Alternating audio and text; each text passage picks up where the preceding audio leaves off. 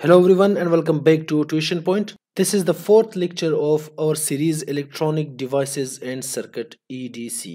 आज इस वीडियो में हम जानने की कोशिश करेंगे कि सेमीकंडक्टर क्या होता है और उनके दरमियान बॉन्ड किस तरह बनता है। तो चलिए वीडियो को स्टार्ट कर लेते हैं। Hey there. Subscribe to my channel. And also press this bell icon.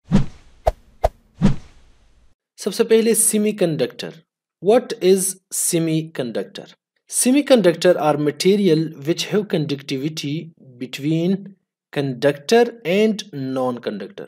Semiconductors वो materials है जिनके conductivity होती है कंडक्टर और नॉन कंडक्टर्स के दरमियान। कंडक्टर्स वो एलिमेंट्स है या वो मटेरियल्स है जिनमें करंट इजीली फ्लो होता है, जिस तरह आयरन, सिल्वर, कॉपर, एल्यूमिनियम और भी बहुत सारे हैं, लेकिन ये इसके बेसिक्स एग्जांपल है। नॉन कंडक्टर या इसको मैं इस तरह भी लिख सकता हूं कि इंसुलेटर। इंसुलेटर और नॉन कंडक्टर एक बात है, यानी जिनके थ्रू करंट पास नहीं होता या जिनके थ्रू करंट फ्लो नहीं करता, ऐसे मटेरियल्स या ऐसे एलिमेंट्स को हम कहेंगे नॉन कंडक्टर्स या इंसुलेटर, जैसे वुड, प्लास्टिक, ग्लास या रबर एटसेट्रा। ठीक है, तो अब सेमीकंडक्टर वो मटेरियल्स है, वो एलिमेंट्स है जिनकी कंडक्टिविटी कंडक्टर और इंसुलेटर के दरमियान में हो, यानी उसमें करंट फ्लो भी करे और करंट फ्लो ना भी करे। ठीक है, मैं आपको एक छोटा सा वो डिफिनीशन यहाँ पर लिख देता हूँ, मे भी आपको जो है इससे सही से समझ आ जाए। Semiconductors are material which acts as, जो कि एक्ट करता है as insulator on room temperature, जो कि होता है 0 केल्विन। 0 केल्विन पे जो टेम्परेचर होता है यानी रूम टेम्परेचर, उस पे वो एक्ट करता है as insulator. And as temperature rises current starts flowing through it. ठीक है, तो सेमीकंडक्टर्स वो मटेरियल्स है जो कि एक्ट करता है as a insulator room temperature पे या 0 केल्विन टेम्परेचर पे, लेकिन जैसे जैसे टेम्परेचर बढ़ता है इसमें करंट फ्लोइंग जो है वो स्टार्ट होती है। ठीक है, सेमीकंडक्टर की आपको समझ आ गई। इसके एग्जांपल्स जो है वो है सिलिकॉन, ठीक है, और जर्मेनियम। ये इसके बेसिक और मेन एग्जांपल्स हैं। सेमीकंडक्टर की थोड़ी बहुत समझ आ गई होगी। अब बात करते हैं उनके बॉन्ड्स के बारे में, लेकिन इससे भी पहले हमें समझना होगा कि सिलिकॉन और जर्मेनियम के एटम किस तरह होते हैं स्ट्रक्चर वाइज, मतलब इन एटम का स्ट्रक्चर किस तरह होता है। तो चलिए सबसे पहले सिलिकॉन का एटॉमिक स्ट्रक्चर, फिर जर्मेनियम का, उसके बाद हम बॉन्डिंग की तरफ आते हैं। तो atomic structure of silicon, silicon का एटॉमिक स्ट्रक्चर हम देखेंगे। ठीक है, तो इसका एटॉमिक नंबर है 14, तो इसमें नंबर ऑफ प्रोटॉन और नंबर ऑफ इलेक्ट्रॉन भी होंगे 14। According to Bohr model of an atom, इसका इलेक्ट्रॉन अरेंजमेंट इस तरह होगा कि फर्स्ट शेल में या फर्स्ट ऑर्बिट में 2 इलेक्ट्रॉन्स होंगे, सेकंड शेल या ऑर्बिट में 8 इलेक्ट्रॉन्स और फाइनल वैलेंस शेल में 4 इलेक्ट्रॉन होंगे।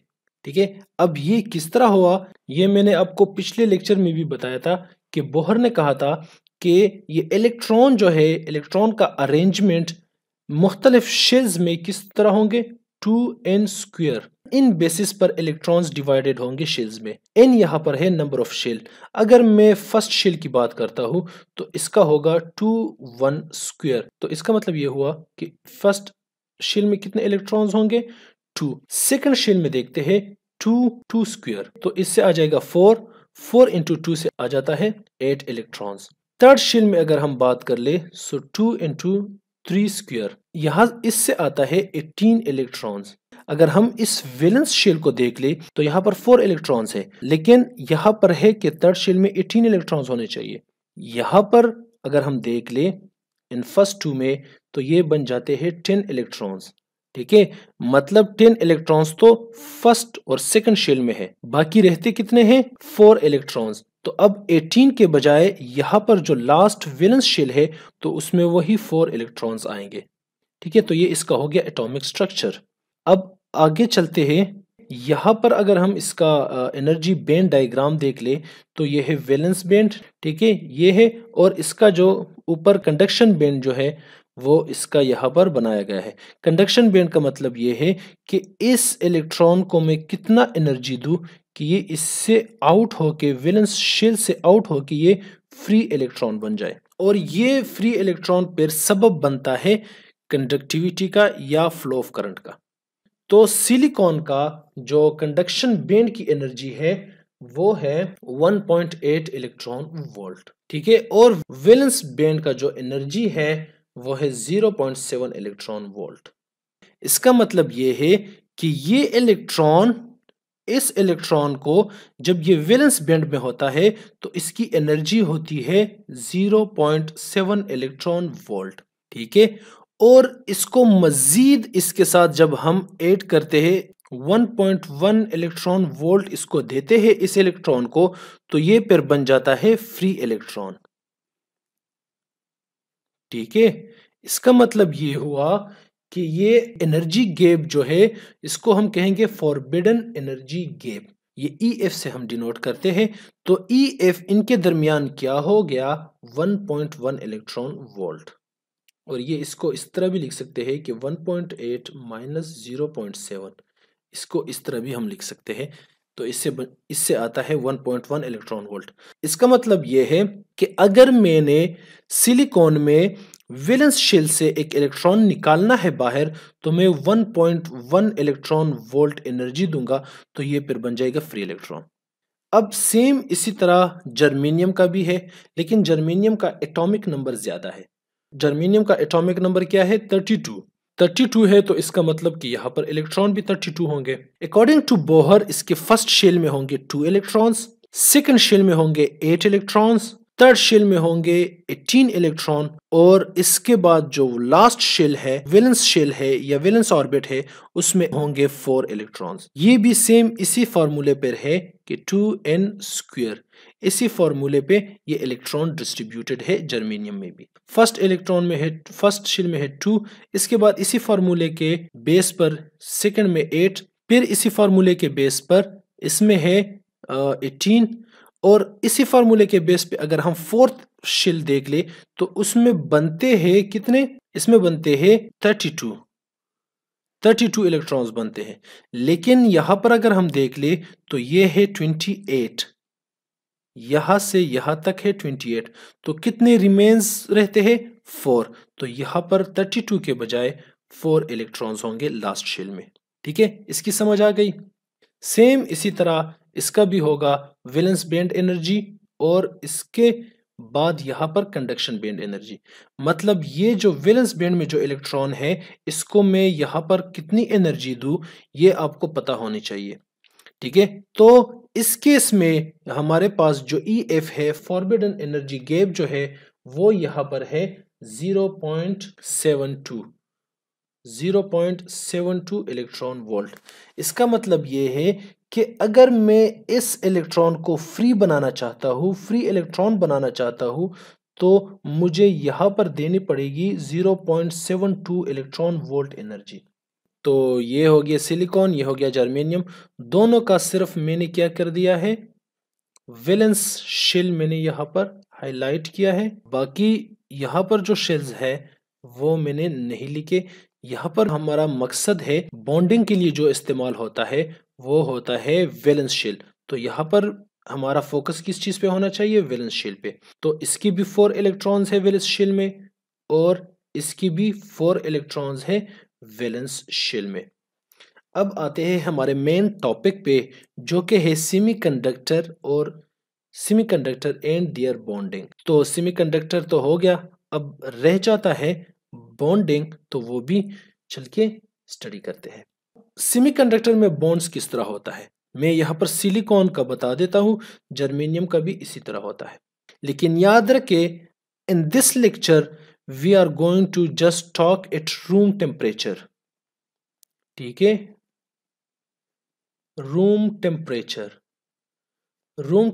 का मतलब है 0 केल्विन, कि 0 केल्विन पे ये किस तरह बॉन्ड बनाते हैं, और फिर जब हम टेम्परेचर राइज करते हैं उसमें फ्री इलेक्ट्रॉन्स और होल किस तरह होंगे वो हम नेक्स्ट लेक्चर में पढ़ेंगे। तो सिलिकॉन को हम क्रिस्टल स्ट्रक्चर में रिप्रेजेंट करते हैं, क्रिस्टल स्ट्रक्चर का मतलब जहां एक से ज्यादा एटम पर्टिकुलर वे में एक दूसरे के साथ कनेक्ट होते हैं, जैसे कि आप यहां पर देख सकते हैं। ठीक है, सिलिकॉन में या जर्मेनियम में जब भी हम उसको एलिमेंट्स का मतलब कि इसमें थाउजेंड्स मिलियंस ऑफ सिलिकॉन होंगे जो कि कनेक्ट होंगे, और वो कनेक्ट होंगे क्रिस्टल स्ट्रक्चर में। ठीक है, जिस तरह यहां पर आप देख सकते हैं इस तरह कनेक्ट होंगे। ये फिर इस तरह भी इस तरह होता है कि ये इसके साथ कनेक्ट होता है, एंड ये फिर इसी तरह चलता जाता है। ठीक है, ये इस तरह कनेक्ट होता है और ये इसी तरह जो है वो इसकी कनेक्शन होती है, जिस तरह आप यहां पर देख सकते हो। ये है सिलिकॉन का एटम। मैं यहाँ पर इसका एग्जांपल लेता हूँ। ये है सिलिकॉन का एटम, इसके 4 इलेक्ट्रॉन है। सेम इसी तरह ये भी सिलिकॉन का एटम है, ये भी सिलिकॉन का एटम है, और हर एक एटम का 4 क्या है, इलेक्ट्रॉन है वैलेंस शेल में। तो ये क्या करता है कि एक इलेक्ट्रॉन इसका और एक इलेक्ट्रॉन इसका ये ले लेता है।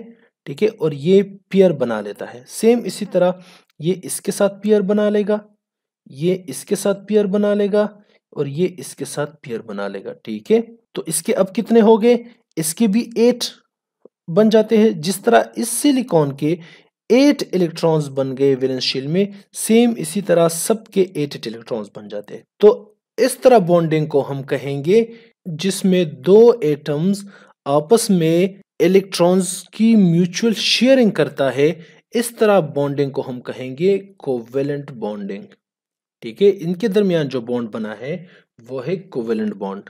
सिमिलरली यहां पर जर्मेनियम का भी यही हाल है।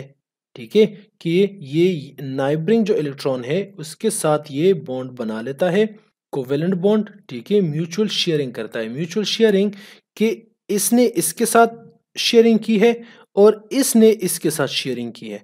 ठीक है, तो ये आपस में म्यूचुअल शेयरिंग कर रहे हैं, और इस तरह बॉन्ड को हम कहेंगे कोवेलेंट बॉन्ड। अब ये सब कुछ हो रहा है रूम टेम्परेचर पे या 0 केल्विन टेम्परेचर पे। लेकिन जब आहिस्ता आहिस्ता टेम्परेचर बढ़ता है, ठीक है, एनवायरनमेंट का टेम्परेचर बढ़ता है या इसके ऊपर हम टेम्परेचर इंक्रीज कराते हैं, तो इससे क्या होगा कि यहाँ पर इलेक्ट्रॉन्स बाहर चले जाएंगे, ये बॉन्ड जो है ये ब्रेक हो जाएगा, इससे इलेक्ट्रॉन्स बाहर चले जाएंगे, तो यहाँ पर होल बनेंगे। वो सारा सिनेरियो जो है वो इंशाल्लाह हम नेक्स्ट वीडियो में कवर करेंगे। आज इस वीडियो में हमने सिर्फ ये चीज पढ़ा कि सेमीकंडक्टर क्या होता है और उनके दरमियान बॉन्ड्स किस तरह बनते हैं। उम्मीद है आपको समझ आ गई होगी कि सेमीकंडक्टर क्या होते हैं। ठीक है, सिलिकॉन का एटम अरेंजमेंट किस तरह होता है, उनका स्ट्रक्चर किस तरह होता है, और उनके दरमियान जो एटम्स है सिलिकॉन उनके दरमियान या जर्मेनियम के एटम्स के दरमियान बॉन्डिंग किस तरह होती है, ये आपको समझ आ गई होगी। नेक्स्ट जो हमारा वीडियो है उसमें हम पढ़ेंगे, उसमें हम समझेंगे कि सिलिकॉन में फ्री इलेक्ट्रॉन्स किस तरह बनते हैं और होल किस तरह बनते हैं। ठीक है, वो हम पढ़ेंगे कि सिलिकॉन में भी और जर्मेनियम में भी। ठीक है, तो मिलते हैं नेक्स्ट वीडियो में, तब तक के लिए अपना ख्याल रखिएगा। अल्लाह हाफिज।